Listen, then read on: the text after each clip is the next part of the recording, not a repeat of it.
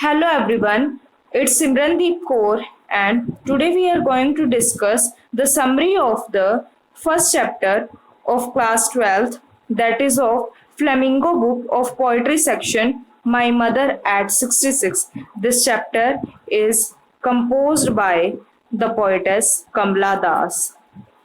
Kamla Das is an Indian poet. She is very famous poetess. From She was born in Malabar in Kerala, and she was born on 31st of March at 1934, and she was an outstanding poet of India. Now, moving to the further to the detailed summary of this poem, and now let's start. The poetess was driving to Cochin. Poets जा रही थी कोचिन की तरफ with her mother, अपनी माँ के साथ. Her mother was old and looked very weak and sickly. उसकी मदर बहुत ही ओल्ड और वेरी वीक दिखती थी और सिक भी दिख रही थी. तो now Kamala Das was very pained. Kamala Das बहुत ही दुख थी, बहुत परेशान थी इस थॉट से कि उसकी मदर बहुत ही ओल्ड हो चुकी हैं, बहुत ही वीक हो चुकी हैं और बहुत ही सिक दिख रही हैं. She thought her mother might not live long. उसे लगा कि उसकी माँ अब ज्यादा देर तक नहीं रहेगी, मे बी उसकी डेथ हो जाएगी अब. ठीक है. She wanted to forget all about this. वो उसके इन सभी के बारे में भूलना चाहती थी पर वो भूल ना सकी. बट जब वो एयरपोर्ट पर पहुंच चुके थे, at the airport she realise her duty to her mother. उसने अपनी ड्यूटी रियलाइज की कि उसे ऐसे नहीं सोचना चाहिए कि उसकी mother will not live long. She wished to give her hope and moral support. उसने आशा की कि वो अपनी माँ को आशा देने लगी कि वो मे live long, she might not will be dead. उसने स्माइल की and assured her mother that she would see her again. Now the main summary of this chapter is starts from now. Kamla Das was driving to Cochin. कमला दास कोचिन की तरफ drive कर रही थी from her parents house. वो अपने parents के house में थी और वो अब पेरेंट्स के हाउस से जाने लगी थी और वो कोचिन की तरफ जा रही थी.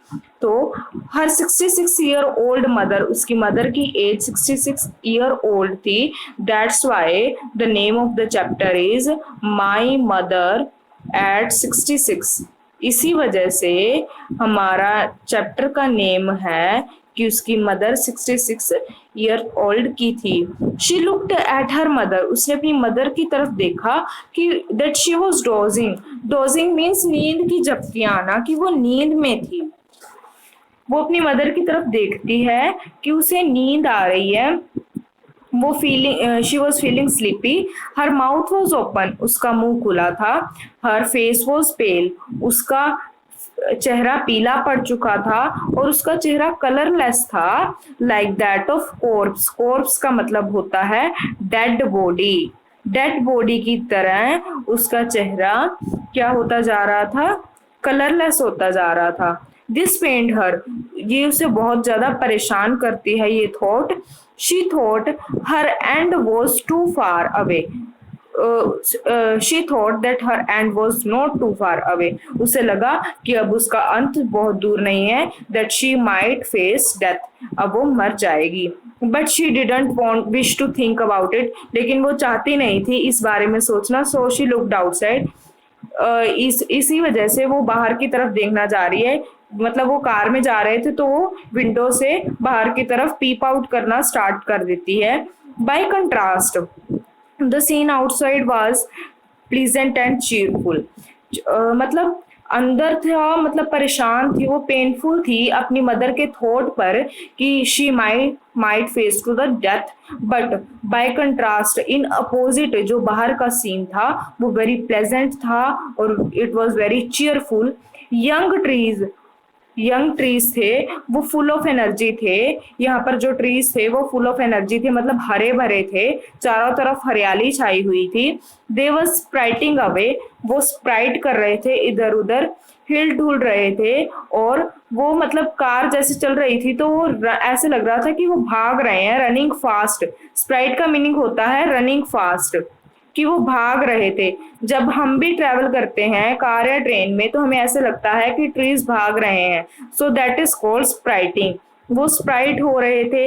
हैप्पी लिटिल चिल्ड्रन, छोटे छोटे बच्चे थे, वो बाहर आ रहे थे अपने घरों से। दे वर रनिंग एंड स्किपिंग, वो बाहर आ रहे थे और उछल कूद रहे थे, अपना खेल रहे थे। When she reach the airport, जब वो इस सारे सीन के बाद एयरपोर्ट पहुंचती है, the airport at the airport, वहां पे क्या होता है, the security check was over, security check over हो जाती है।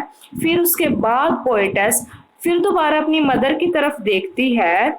वो फिर उसकी मदर फिर दोबारा सिक ही लगती है, वैसी वैन ही लगती है, वैन मतलब डल डल लगती है, कलरलेस लगती है। Again the fear of separation seized her, फिर दोबारा से वही फियर ऑफ सेपरेशन की, अब मैं अपनी माँ को खो दूंगी दोबारा से, फिर वही फियर उसके मन में आ जाता है। लेकिन फिर वो इमोशंस को अपने को कंट्रोल करती है, ओवरकम करती है अपनी इमोशंस को। शी फेल्ट, वो ये सोचती है कि उसकी ड्यूटी है कि अपनी माँ को सपोर्ट करना।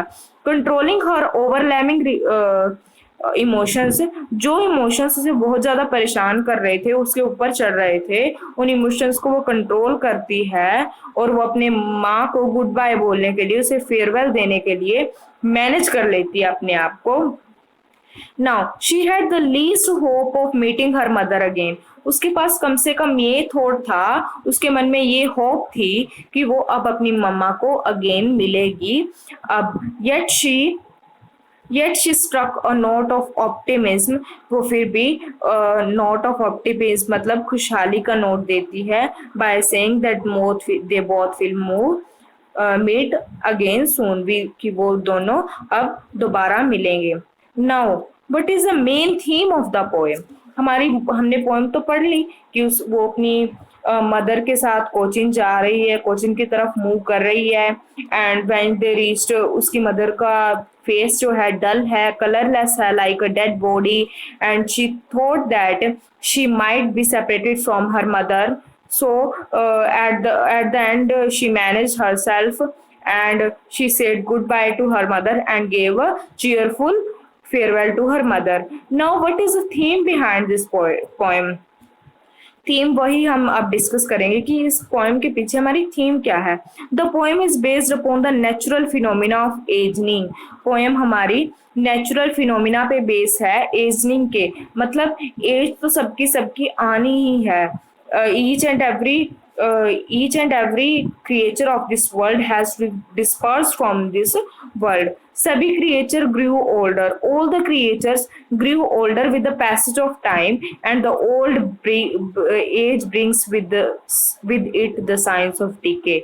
जैसे सभी क्रिएचर्स बूढ़े होंगे जैसे जैसे उनका टाइम आएगा, एंड द ओल्ड एज, जो ओल्ड एज होती है, brings with it the sign of decay, जो ओल्ड एज होती है वो अपने साथ डिके के साइन भी लेके आती है।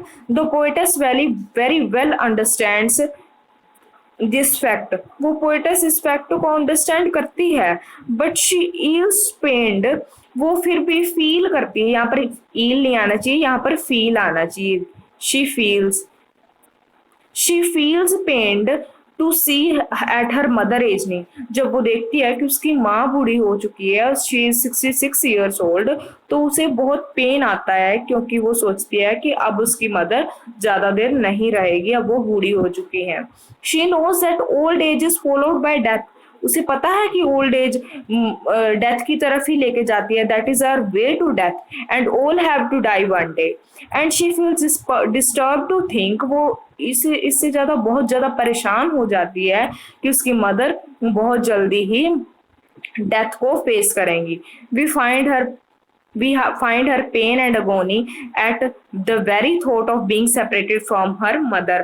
जब वो सोचती है कि वो अपनी मदर से वो अपनी मदर से सेपरेट हो जाएगी, तो वो बहुत ज्यादा परेशान हो जाती है, वो बहुत ज्यादा पेन में हो जाती है, उसके मन में बहुत ज्यादा एगोनी हो जाती है। That's why she loves her because she loves her mother a lot, and she don't want separated from her. The poem is written in a contemplative and melancholic refrain. अभी कंटेम्पलेटिव क्या होता है और मेलाक्लोनिक clonic क्या होता है? कम ये होता है चिंतन, कि जो हमारी पोएम है इज रिटन इन चिंता, मतलब वेरी सैड मूड में लिखी गई है, बहुत ज़्यादा सैड मूड में लिखी गई है और सीरियस मूड में लिखी गई है, मतलब गंभीर रूप से हमें इसके सोचना चाहिए कि हमारी ये एजिंग का प्रोसेस है वो नेचुरल है, और ये this poem is very serious and it is written in the sad tone. So sad tone. The poet is very disturbed to on the thought that she might be separated from her mother. This is the main theme of the poet, and here the class ends, and we will see next poem in our next video. So thank you.